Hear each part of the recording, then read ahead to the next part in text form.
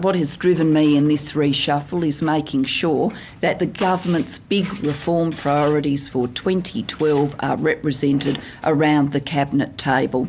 That has meant that in terms of going into Cabinet, Tanya Plibersek, Bill Shorten and Mark Butler have gone into Cabinet. Kim Carr has gone to the Outer Ministry.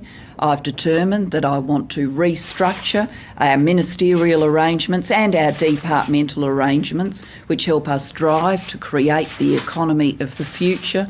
So I've done that with a new department with Greg Combay and Chris Evans as ministers in it, a combination that brings together industry and innovation, science and research, as well as higher education and skills.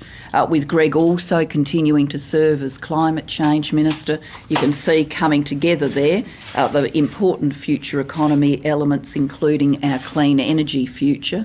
The portfolios I have chosen for Kim Carr enable him to pursue his long-standing passion for Australian manufacturing and Australian jobs in manufacturing.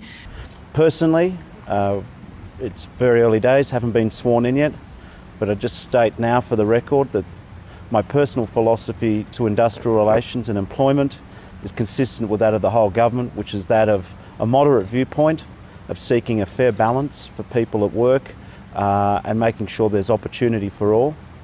Finally, might I also just say I'm pleased that the Prime Minister has seen fit to keep some of my existing work that I was performing as Minister for Financial Services and Superannuation. I'm very excited to be stepping into the role of Attorney General. I'm very pleased that the Prime Minister has indicated that she would like me to continue this battle against big tobacco. Of course, that fight has moved from the Parliament into the courts, and in my new role I will continue to have carriage of this very important battle that Australia is now in.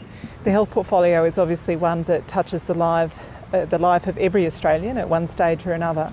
I think it has some terrific reforms already in place and some areas where we'll continue to roll out what's a very exciting agenda.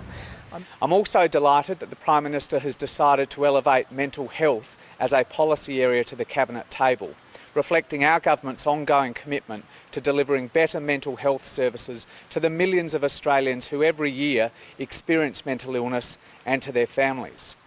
My principal role in this area will be to continue to roll out the range of initiatives included in this year's budget, $2.2 billion package of new mental health initiatives, a record package in Australian history.